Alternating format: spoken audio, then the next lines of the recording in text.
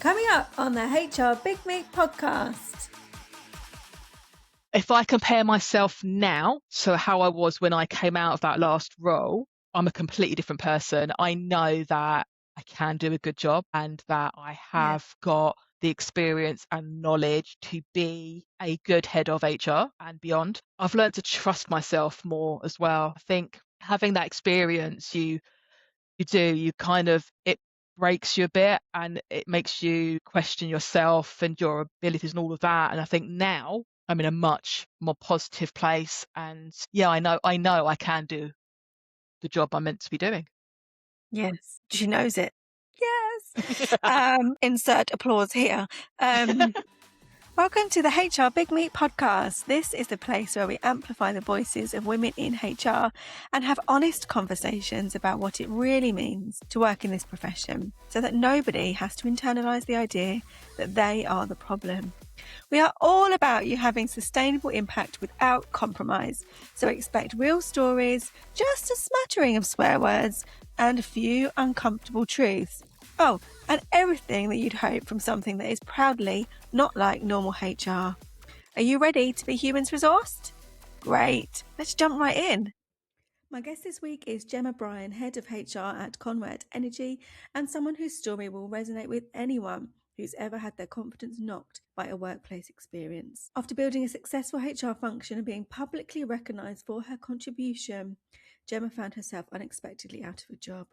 What followed was a journey through self-doubt, rebuilding confidence, and ultimately finding a role where she could thrive, be herself, and remember the value she'd had all along.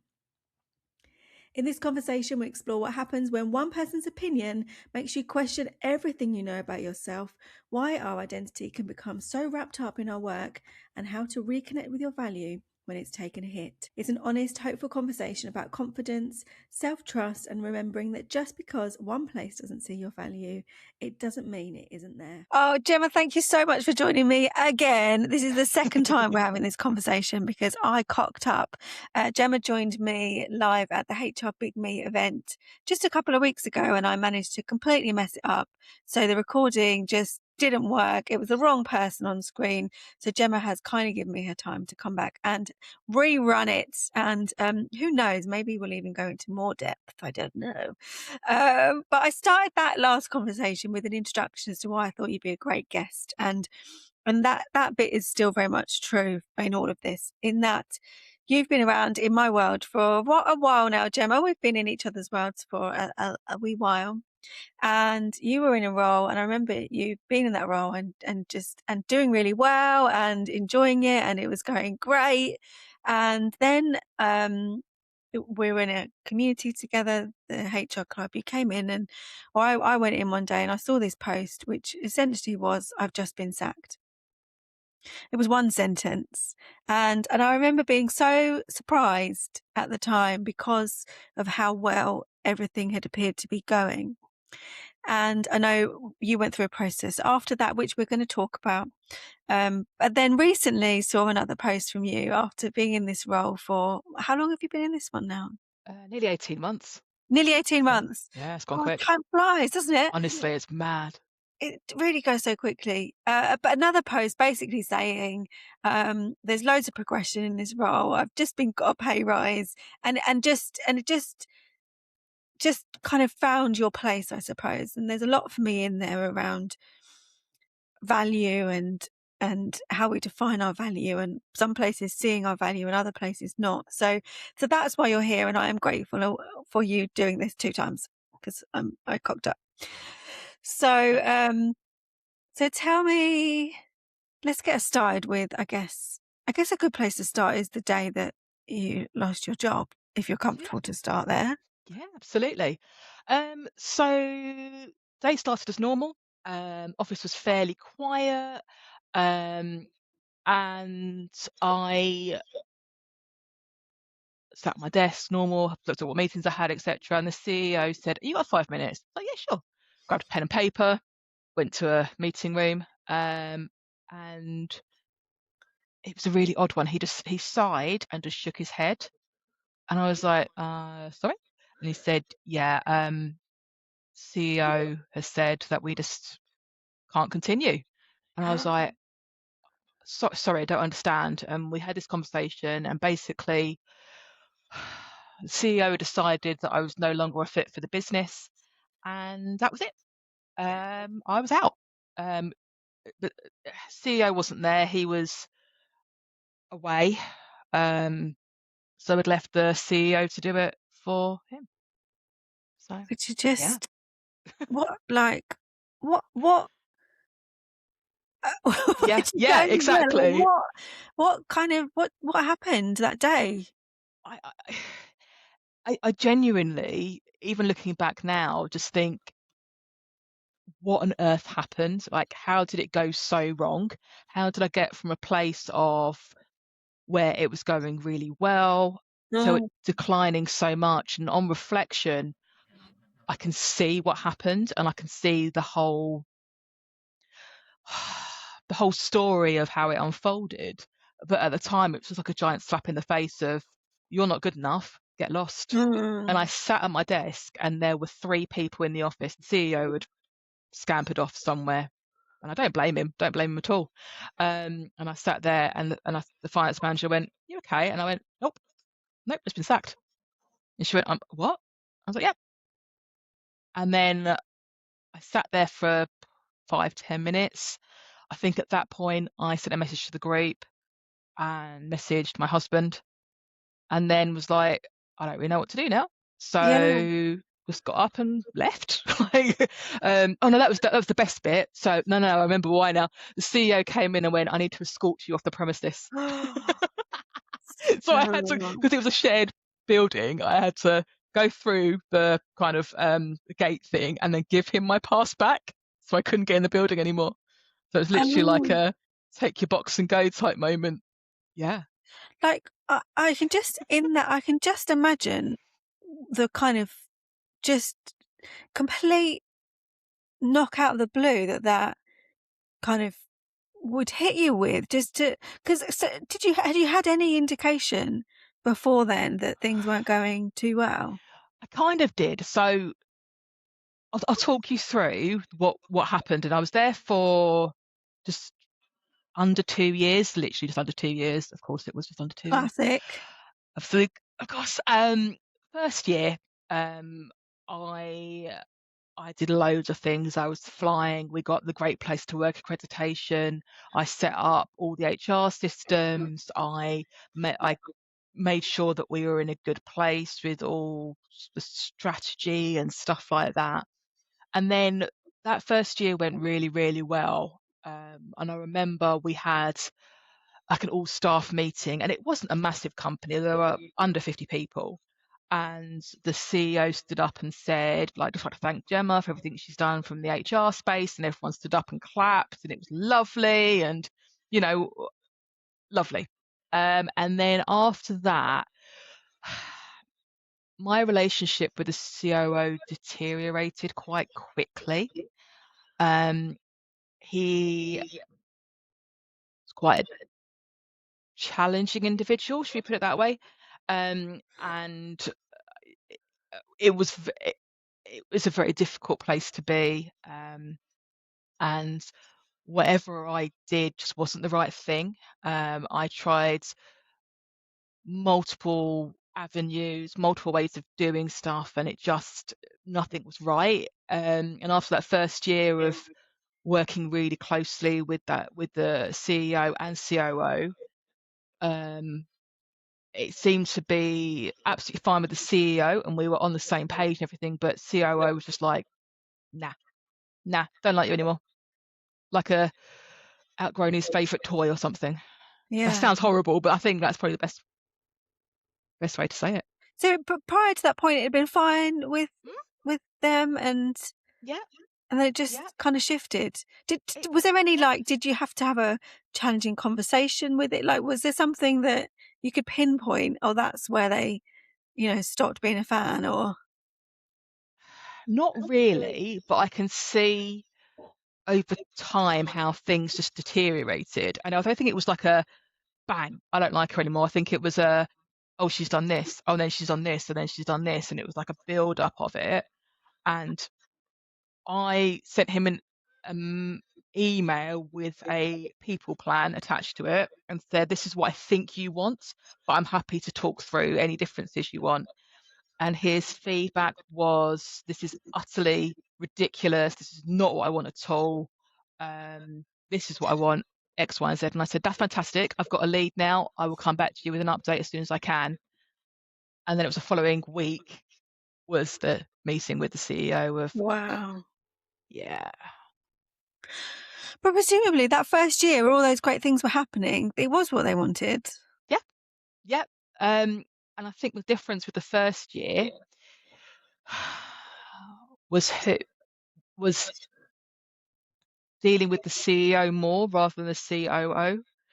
And I literally am baffled still as to how it did go so wrong. But what I put it down to is I did challenge an awful lot. Because there were things that I literally just didn't agree with and didn't think from an HR, culture, even moral point of view were right. And I challenged the COO quite a lot, and I don't think he liked that. No. It's funny how they don't like that. It's not funny, it's pathetic. But I know exactly what you mean. It's just No. Unfortunately it's quite a common story, and It really is. And what was the impact of that story for you, Gemma? it destroyed my confidence, absolutely destroyed them. I'm not good enough to be at this level. I can't. I'm rubbish. Like, I'm never going to get another job.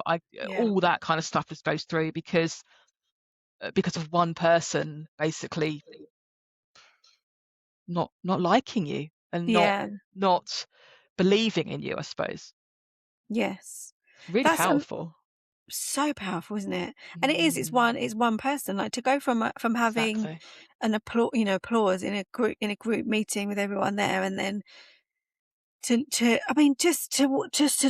leave someone at their desk and then let them be the one to tell people, and then come back and be like, oh, sorry, I've got to escort. Like, what? Just I know. it was probably decisions like that you weren't letting go through, right? That you were challenging was that kind of thing, and people being treated in that way.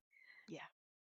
But it's that power that situations like that have to then make you internalize it. So the impact on that for you was that you're not good enough. You must not be cut out at that level, and all that stuff that does go through your mind around, like, well, can I even work at this level? And am I even meant to be doing this anymore? And all that kind of stuff. But and how long would you say that kind of lasted for? Is there still remnants of that? Oh yeah. Absolutely. Yeah. So this happened in the October, and I then got a new role in the January. So I wasn't out of work for particularly long, and I'm very grateful that I've found the role that I have. But that whole journey to getting there, and it's not a particularly long journey, but that whole journey was like, should I really be doing this? Like, sure. And I was applying for things like that were much junior to what I had been doing, and I wasn't getting interviews, surprise because I wasn't at that level. And then I kind of gave myself a bit of a talking to and said, like, this is silly, you've been doing this for God knows how long, because I'm very, very old. And same. I don't want to think how many years I've been doing this for. Let's go past that. And I was like, no, I just need to put myself out there. And I did. And I had a few interviews. One, I got very, very close.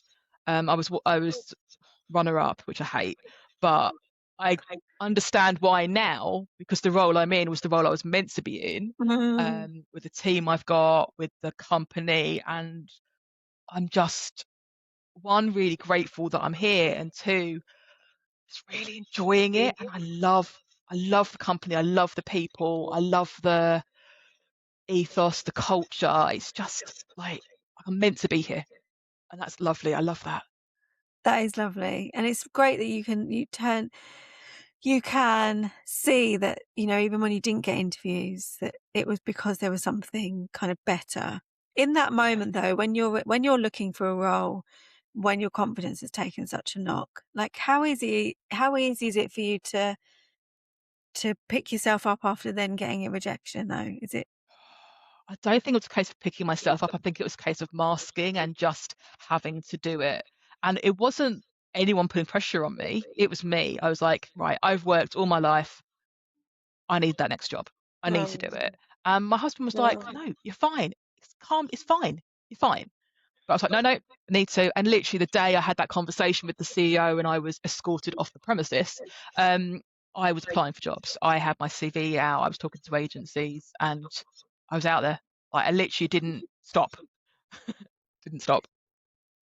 How you don't have to answer this question, but how healthy do you think that was? Oh, not at all. Not at all. Absolutely not. No, it's mental. Like if I was someone talking to, if I had a friend doing that, I'd be like, what the hell are you doing? Like, Yeah. you know, shake yourself a bit and just take some time. Um, I think what was quite lucky and quite fortunate is this happened over the Christmas break, over the December period, which allowed me to kind of stop because there was nothing happening Yeah. because everyone's on leave. And actually, two things happened.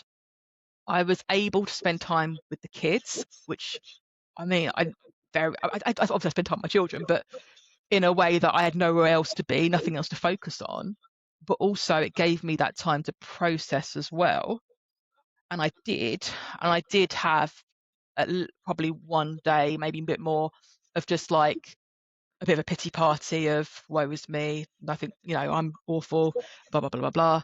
Um, but I have a very good support network. Part of that being the group that you've created. I had some incredible people Mm. helping me and just picking me up and being my cheerleader, which was amazing. And then my family, friends, like so much support. And that's what got me through really. Yeah. Just that healing really. Yeah. I feel like it's really interesting language that you use for that, the pity party and the woe is me. Like, for me, that and I know that you were asked a question at the Big Meet Live, which was like, "Did you grieve?" And you did describe that, like, for one of those days, it did look like crying pretty much all day. Yeah, And we can really diminish the, like, need for I that know. because we're the HR is the strong ones, and we're, meant to be capable women, and somehow that normal processing of emotions has turned into like a pity party and weakness and stuff.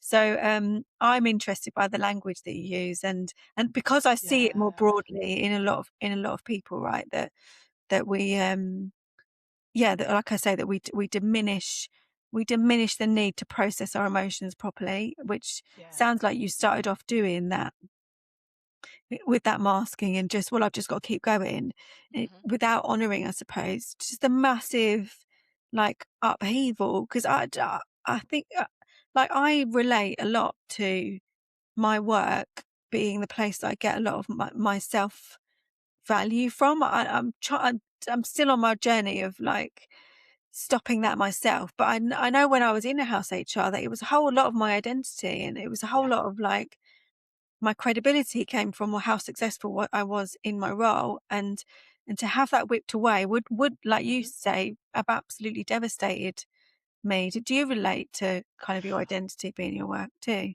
Absolutely. I think for me, playing it down is a coping strategy because if I allow myself to get into all that, I don't know how easily I'll come out of it. Yeah, Does that make sense? yeah, yeah, Like I've kind of just like moved on and just I'm in such a different place now that if I try and explore those emotions, I don't want that to disrupt how far I've come, yes. I think. Yes. And what's indicative though, Gemma, to be honest with you, the fact that you can talk about it without being a sobbing ball of like mess shows Yeah. that maybe what you did was enough. like to allow you to move on. Sometimes when we still have an emotional reaction to things that have happened in the past, it's because the emotional processing hasn't happened. But if the fact that you're now talking about it, for me, is an indication that it has been processed, or you're just bottling it down and it will come out at some point, and you're doing a really good job of hiding it now. So you found this job in the January. Yeah. And tell me, like, what life is like now. Honestly, it's so different. I'm treated as the expert. I'm given respect. I'm given that space to kind of explore. And we always say that it's okay to make mistakes and that, but we genuinely live that here. And yeah, I've made mistakes. I've done silly things, but I've learned from them and I've fixed it. And that's what it's all about. When I started, I was the only person in the team. We had 140 people. And I was told, like, we will need extra people. Just let us know what you want.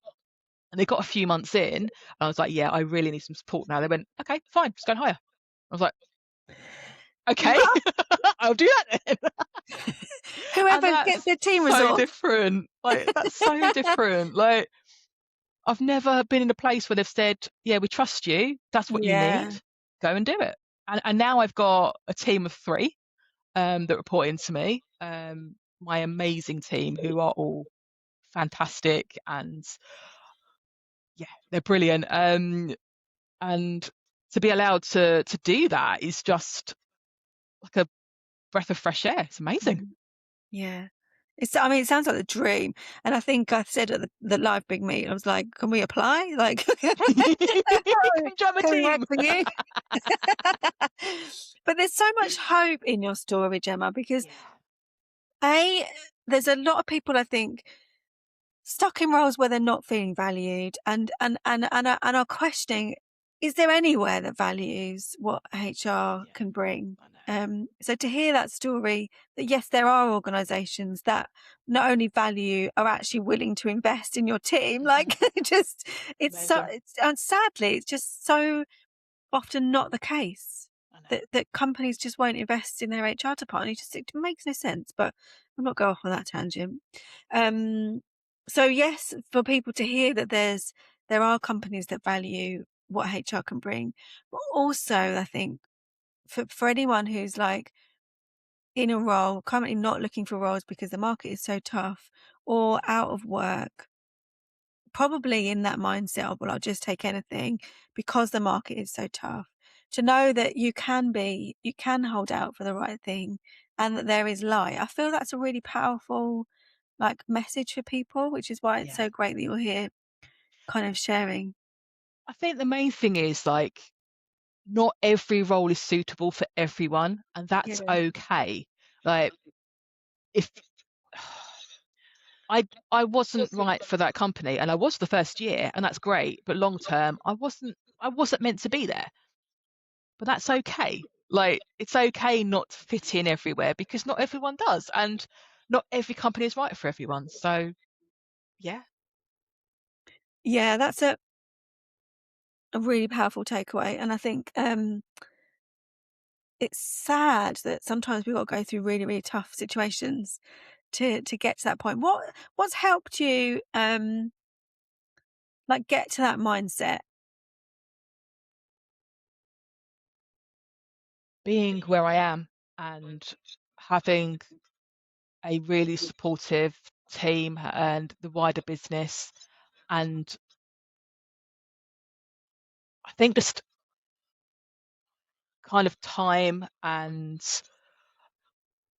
experience, and just, what I think it is as well, and this is going to sound really pathetic, but I think turning 40, I've got to the point where I'm like, I'm okay to be me, and that's really odd. And I think that's a massive mindset shift of, not everyone's gonna like me, but I'm not really bothered. Like, I like me, so that's all that matters. Yeah, I don't think that sounds pathetic at all. I don't think it sounds I pathetic at all. It sounds amazing. Because again, like I spent most of my career being who I thought I needed to be successful, or to meet the norm of being HR, or what I perceived other people perceived their expectations of with me. And I use that wording deliberately because I don't think many people actually vocalized to me, this is how I want you to be. It's how I interpreted the things that happened to me, Yeah. and then that informed who I was out in the world. But that never felt like authentic, because I like having a laugh, and I never felt like I could take the piss out of people at work. Like, I know, but not in an inappropriate way. But It's joining in that banter. It's like, oh, watch out, HR is there. Well, no, we're people too. Like, I like to join in. I like to make fun of people in a nice way. 100%. Yeah, but it is, isn't it? It's all those expectations Oh. of like who you want to be. So I don't think it sounds pathetic at all that you're in a place where you yes, your work accepts you, and it's not safe for everyone to be who they want to be in work. But so you're in the right environment, and you've reached the mindset yourself of actually I'm all right to be me. That's a really powerful like thing. So who would I see now? You've got this mindset. If I was like seeing you at work, who'd be showing up? Um, I think I'm probably quite a loud personality. I do try and rein it in because it sometimes does get a bit much and even for me, I even like for myself sometimes like, just shut up, Gemma, just stop talking. Um, very positive, very enthusiastic, and I really try and drive stuff forward, and I'm really energetic, I suppose is the right word. Whereas before, I'd say 10 years ago, maybe I was quite quiet, quite subdued, quiet, like, yeah, okay, we'll do that. Whereas now I'm like, no, let's do it this way. Have you thought about this? Have we done this? And I'm much more comfortable in my own skin. And I Nice. think that probably shows. Nice. And also, like, just use as many words as you want to. Like, I don't ever rein it in. I don't think this whole podcast is about amplifying whatever people want to say. So just go for it. And actually, interestingly, what I observe in you is you're quite concise with your answers. You're not like going off in lots of different places like me. So let that mean whatever it means. One of the questions that was asked when we did the conversation live, which I thought was a great one, which was what do you know to be true about your capability now? And I like that, so I'm going to ask it I again. love that. Yeah, I like that question. If I compare myself now to how I was when I came out of that last role, I'm a completely different person. I know that I can do a good job and that I Yeah. have got the experience and knowledge to be a good head of HR,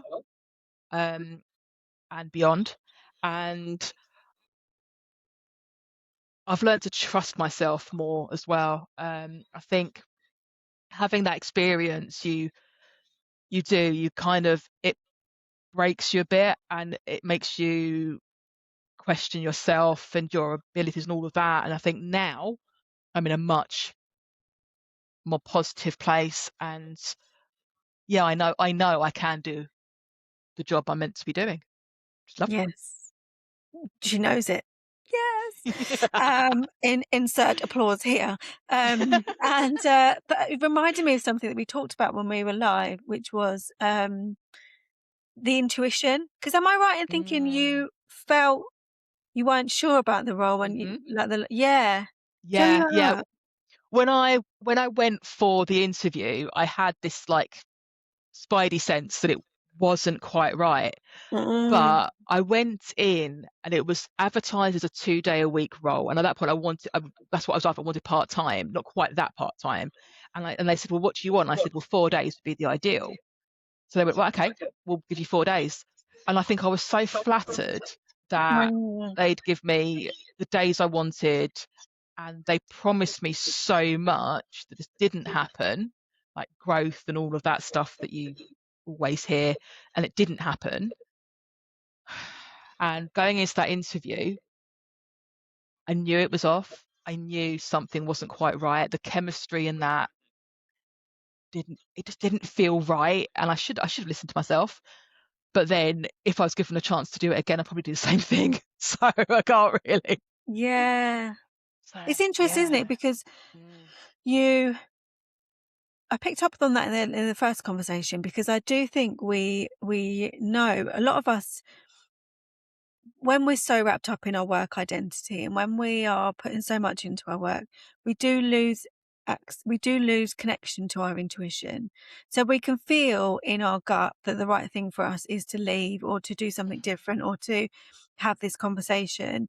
But then what we rely on is the, well, what about and what ifs and all of that kind of stuff. And particularly when we're out of work, perhaps, been out of work for a while, and then actually we just want to escape where we are. We Yeah. go to another interview. We're like, I need this job. This needs to be the Yeah. thing. So we almost ignore those signals and those signs that it's not the right thing for us, because we override our gut intuition with the head. It's interesting that Definitely. you did that, but then it's led to such insight, and like, who knows if you'd have got this job if you hadn't have Exactly. had that, right? You Yeah. just don't know, do you? Exactly. And I think everything happens for a reason. And Yeah, the reason I went through that was to make me a stronger person. And I yeah, am stronger because of it. And I'm probably better at my job because of it. So there's all these positives that have come out of a horrible situation, but I wouldn't be without it now because it's made me the person I am. So yeah. mm, Which is good that you reached that position that you can mm, kind of look back on it and think that it's, yeah, I don't know.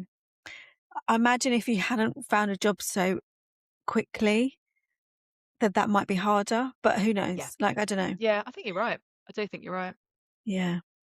Oh my goodness. What's a good, so yes, we got to end at some point, and let it be this question, I suppose, which is, if someone finds themselves losing their job in the way that you did, just kind of having that stability, that identity piece kind of completely ripped away from them, what is the one thing that like, one message that you would want to leave them with that you think would make a difference or help? I think there's a couple of things, so I'm not going to say just one. Sorry, you've asked just one. Fine. Um, um, first of all, it's okay to be in that situation. Like, not Mm, every role is going to suit everyone. That's okay. Doesn't mean that you're bad at what you do or that you are in the wrong role or whatever. It's that particular company or role does not suit you. That's okay. You are good enough. You are able to do the role, just not at that company. And the other thing I would say is reach out to other people. So mm, I have incredible friends and incredible network that you've created. And between that really helped me through. Just talking and just having those cheerleaders is really, really powerful. So just make sure that you reach out to other people yeah. and keep Because going. again, Just keep going. yeah, keep going. And it is reaching out and it's asking for help. And sometimes I feel like when things like that happen, there's a lot of shame associated with that. And there's a lot of like, well, I must be a failure and what they're going to Hmm. think of me and all that kind of stuff. But Yeah, when you do reach out and you talk about your experiences, this is why this podcast exists. You realize you're not the only one who's ever, exactly. it's not you, you're not the problem. Exactly. It happens a lot more than you'd realize. And Yeah. that shame that you might be experiencing, it's it's it's I think it's part of the process, but it's not necessary, because Yeah. it's not a you thing. Yeah. So thank you for that, because yes, you're good enough, and that's your whole story, right? Is that you went from, you were always capable because you were doing great things in that first year. Someone shifted. It never took away what you were capable of and what you had access to and all your skills, because here you are in the right environment, like totally flying again. Like Yeah. it's yeah, remembering your value, and that Yeah. one place might not see it doesn't mean that no one else will. It doesn't mean it doesn't Exactly. exist. It's hugely powerful, and thank you for coming and sharing your thoughts. I know from the feedback we had from the live event that people it's just so brave to come and talk about this stuff because of everything that we've talked about. So thank you for doing that, and Thank you for having me. always you can come and be whatever you want to be all the time here, Gemma. Thank you. Now let's make this mean something. One of the things that I see quite regularly with the clients that I work with the women that I work with, and also one of the things that I recognise for myself, is that we can walk around with a whole heap of standards for ourselves that we believe to be true, that we believe to be absolutely necessary. And actually, were we to stop and think about them, have never been vocalised to us as things that we need to achieve and ways that we need to be. So sometimes, brace yourself because this might be tricky. You might not like this. Sometimes we're our own worst enemies. I think we know that. But my reflection for you today, and it is just a reflection, it's just a question, is around this notion that sometimes the things that we believe to be true, the ways that we have to be, absolutely have to be, must be, can't possibly not be, sometimes they're things that we've accumulated over our lives and they are no longer true. And they can stop us getting in the way of being the person that we really are. So my question for you today, I've written it down because it's a cracker. What standards are you setting for yourself that are making it impossible to be you? Oh my God, it's a tough one. What standards are you setting for yourself that are making it impossible for you to be you? If you have enjoyed this episode, can I ask you a favour? Please could you interact, leave a review, share it with your friends, do whatever you can to help get this in front of other women in HR who might need to hear the stories that we're sharing. Thank you. I appreciate you.